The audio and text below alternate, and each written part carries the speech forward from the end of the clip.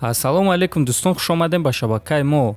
Дӯстон, аллакай рӯзи 17 сентябр мову шуморо муҳорибаҳои беҳтарин бо иштироки варзигарони тоҷик Нурулло Алиев, Самандар Муродов ва Муҳаммад Наимов интизор аст. Дар ин навор мо ба шумо оиди ин муҳорибаҳо каме маълумот медиҳем. Барои ҳамин наворро то охир тамошо кунед, чунки дар ин навор мо ба шумо оиди ҷангваро танҳо маълумоти муҳимро мерасонем ва боварӣ дорем ки ба шумо писанд меояд. оғоз мекунем аз муҳорибаи Самандар Муродов. Варзигари тоҷик Самандар Муродов зидди варзигари украинӣ Максим Швец.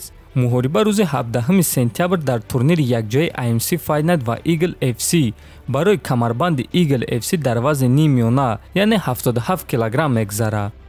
Варзигари бебохти тоҷик Самандар Муродов. Самандар 22 сола буда рекорди бебох 6-0 дорад.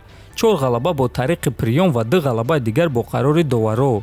Муродов карьераи профессионалии худро соли 2018 оғоз кардааст ва охирон муҳорибаи худро рӯзи 19 марти ҳамин сол дар турнири Eagle FC 34 зидди варзигари бебохт Абдураҳмон Алимагомедов бо рекорди 10-0 гузаронида бо қарори доваро ғалаба ба даст овардааст ва ҳамин тариқ Самандар дар карьераи Алимагомедов аввалин мағлубият оварда рекорди ӯро 10-1 кард. ҳамчунин Самандар бо ин ғалабаи худ роҳбарои Eagle FC Ҳабиб Нурмагомедов ва Шамил Зауровро ҳайрон кард, чунки рақиби Самандар хеле рақиби сахт буд ва Ҳабиб Нурмагомедов бо Шамил Зауров аз ин варзигар умеди калон доштанд, аммо Самандар нишон дод ки ӯ дар сатҳи дигар қарор дорад. акнун бошад дӯстон, биён мегзарем ба рақиби Самандар Муродов.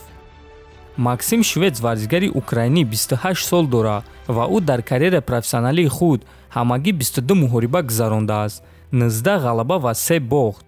ғалабаҳо: 5 ғалаба бо тариқи нокаут ва нокаути техникӣ, 3 ғалаба бо тариқи сабмишн ва 11 ғалабаи дигар бо қарори доваро. бохтҳо: 2 бохт бо тариқи сабмишн ва 1 бохти дигар бо қарори доваро. Швец карьераи профессионалии худро соли 2011 оғоз кардааст ва ӯ охирон маротиба соли 2016 дар муҳориба зидди Ибрагим Тибилов шикаст хӯрдааст. баъди ҳамон мағлубият Максим 8 муҳорибаи дигар гузарондааст ва дар ҳамааш ғалаба ба даст овардааст ва дар реванш бо Ибрагим Тибилов ғалаба ба даст оварда мағлубияти худро маҳкам кард. ва дӯстон, чӣ хеле ки фаҳмидед, Максим Швец 8 ғалабаи пайдарҳам дорад ва ӯ ҷангвари хеле пуртаҷриба аст. Максим охирон муҳорибаи худро рӯзи 6 апрели ҳамин сол зидди Заур Исаев гузаронда бо тариқи сабмишн ғалаба ба даст овардааст. акнун рӯзи 17 сентябр Максим ва Самандар беҳтарини худро муайян мекунанд ва ғолиби ин муҳориба чемпиони нави ташкилоти Eagle FC дар вазни нимёна мешавад. мегзарем ба муҳорибаи принсипӣ дар вазни нимёна. Нурулло Алиев зидди Кирилл Крюков. Нурулло Алиев варзигари бебохти тоҷик ки 20 сола аст ва рекорди 5-0 дорад. 1 ғалаба бо тариқи нокаути техникӣ ва 4 ғалабаи дигар бо қарори доваро. Нурулло карьераи профессионалии худро соли 2018 оғоз карда дар ин муддат тавонист ки дар ташкилоти Битва на Волге чемпион шавад. Нурулло соли 2018 дар муҳориба зидди Магомедшариф Зайнуков бо қарори доваро ғалаба ба даст оварда чемпиони вазни сабуки ташкилоти Битва на Волге шуд. Алиев охирон муҳорибаи худро рӯзи 24 декабри соли 2020 дар турнири AMC Fight Night Global дар вазни нимёна зидди Александр Грибнёв гузаронда бо қарори доваро ғалаба ба даст овардааст. пеш аз ин муҳориба Нурулло Алиев бояд ки бо Қувват Ҳамитов, Анвар Чергесов ва Абдураҳмон Алимагомедов меҷангид, аммо бо сабабҳои гуногун ин муҳорибаҳо барҳам хӯрда буданд. акнун дӯстон, биён мегзарем ба рақиби Нурулло Алиев Кирилл Крюков. варзигари рус Кирилл Крюков. Кирилл 27 сола буда рекорди 9-2-1 дорад.